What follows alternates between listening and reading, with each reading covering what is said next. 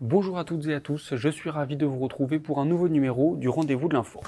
Après une semaine printanière, les températures sont en train de chuter. Comment expliquer un tel phénomène? Cela va-t-il se produire de plus en plus fréquemment? Nous avons évoqué le sujet avec un météorologue.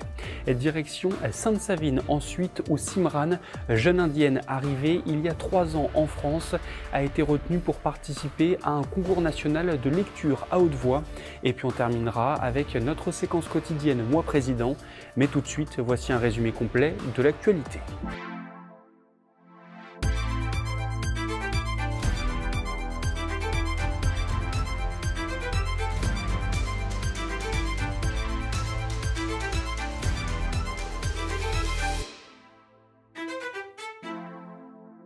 Le premier tour de l'élection présidentielle approche à grands pas, ce sera le dimanche 10 avril. Et hasard du calendrier, il tombe cette année pendant les vacances scolaires de nos 4 départements. Conséquence, vous êtes nombreux à vouloir faire une procuration, mais la procédure n'est pas si simple. Dossier complet sur le sujet dans votre journal de jeudi.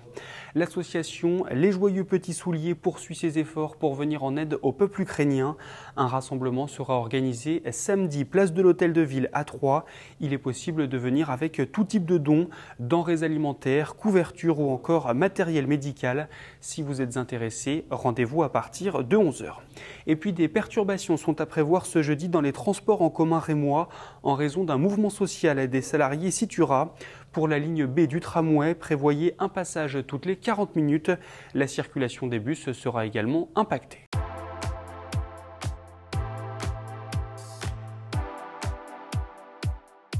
Le printemps est reparti aussi vite qu'il est arrivé. Après une semaine de soleil et de douceur, une vague de froid va s'abattre sur l'Hexagone dans les jours à venir. Willy Billard, journaliste l'Est éclair, a pu évoquer le sujet avec Patrick Marlière, météorologue à Agathe France. Patrick Marlière, bonjour. Comment ça va? Bonjour. Bah, écoutez, ça va bien, ça va très bien après ce temps très printanier de ces quelques jours, ces quelques derniers jours. Et on sait que ça va pas durer. Patrick, c'est pour ça qu'on voulait vous avoir. Vous êtes donc météorologue à Agathe Météo, notre partenaire sur la Web TV. On doit s'attendre à quoi dans les prochains jours? C'est vrai qu'il y a un vrai bouleversement des conditions météorologiques qui va s'opérer à partir de ce milieu de semaine. Et vous allez peut-être le voir de suite grâce à l'animation satellite. Celle-ci va vous montrer l'arrivée par le nord-ouest d'une masse d'air beaucoup plus froide et porteur d'une perturbation assez active. Alors celle-ci va gagner le nord de la France dans la nuit de jeudi à vendredi. Elle sera très marquée et apportera donc, compte tenu de la baisse assez sensible des températures, eh bien des chutes de neige qui devraient concerner un grand quart nord-est du pays, mais également tous les reliefs, des Pyrénées au Massif central et aux Alpes. Mais sur le nord-est, eh bien oui, on attend des chutes de neige d'ici la fin de la semaine. On le peut voir d'ailleurs sur la carte météo, et là vous allez remarquer que c'est pas neutre, 3 à 5 cm en moyenne, localement 10 cm sur les reliefs des Ardennes, mais aussi sur les reliefs des Vosges et peut-être aussi un peu partout sur l'ensemble de la région. Dès qu'on sera en altitude, les chutes de neige seront un peu plus conséquentes. Donc voilà, ces chutes de neige. Et puis le deuxième élément qui est attendu, Willy, pour cette fin de semaine, c'est vraiment la baisse assez sensible des températures. Et là, vous allez remarquer que le gel sera assez important. On attend entre 0 et -2 degrés sur pratiquement toute la région. Ce sera le cas pour vendredi, samedi, dimanche matin. Localement, -5 sur les reliefs. Donc, un gel comme ça un peu tardif au printemps, eh bien, on craint malheureusement le pire pour le monde agricole, puisque cela aura un impact. Et je recevais quelques photos, notamment des mirabelliers en fleurs sur la région. Eh bien oui, on peut craindre le pire malheureusement, donc on espère que ce gel ne va pas aller au-delà de ces seuils de température. Repartons simplement au départ de l'adage que tout le monde connaît: en avril, te découvre pas d'un fil.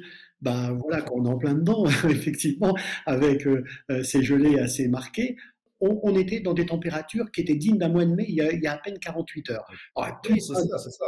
On a l'impression que la semaine dernière, effectivement, ça venait du sud. Maintenant, ça vient du nord. On est un peu pris entre de feu, là. Ben, c'est ce qui arrive souvent dans l'intersaison. C'est-à-dire que, eh bien oui, on a régulièrement ces petits contrastes. C'est-à-dire on a soit une vague de chaleur que l'on retrouve entre l'automne et l'hiver, soit une vague de froid entre l'hiver et le printemps. Donc on est dans cette situation qui n'est pas anormale. Et d'ailleurs, l'année dernière, la France avait connu aussi, hein, quasiment à la même époque, ce coup de froid qui avait fait beaucoup de dégâts dans de nombreux vergers, quasiment sur tout le territoire.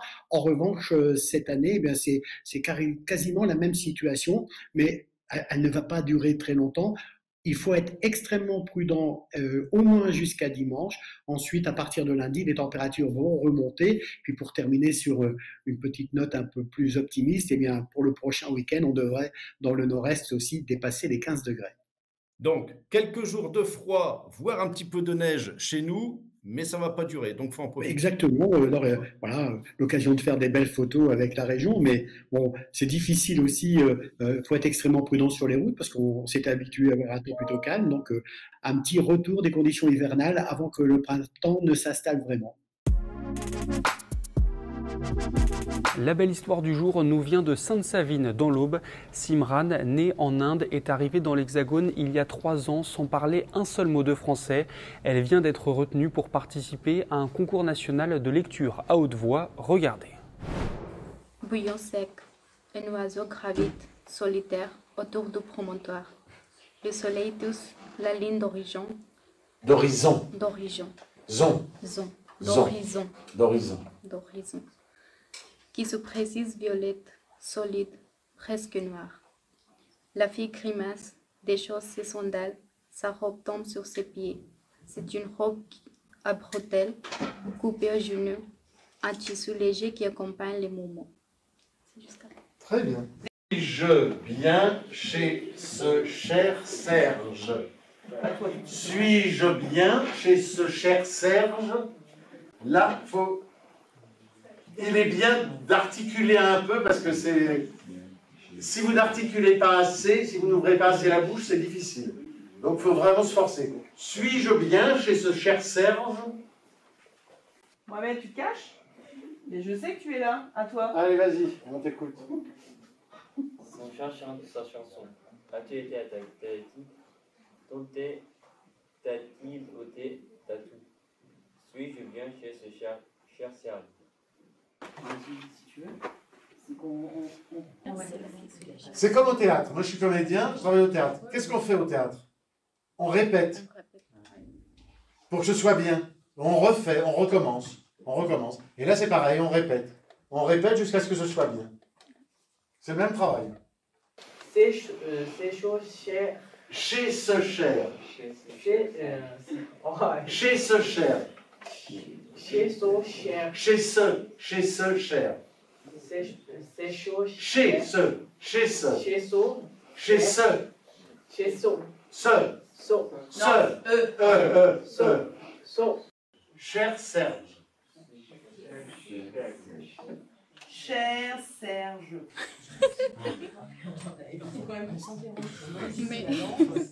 C'est la fin de cette édition. Juste avant de se quitter, je vous propose d'écouter Jean-Paul qui nous dévoile quelle serait la première mesure qu'il prendrait s'il était élu président de la République.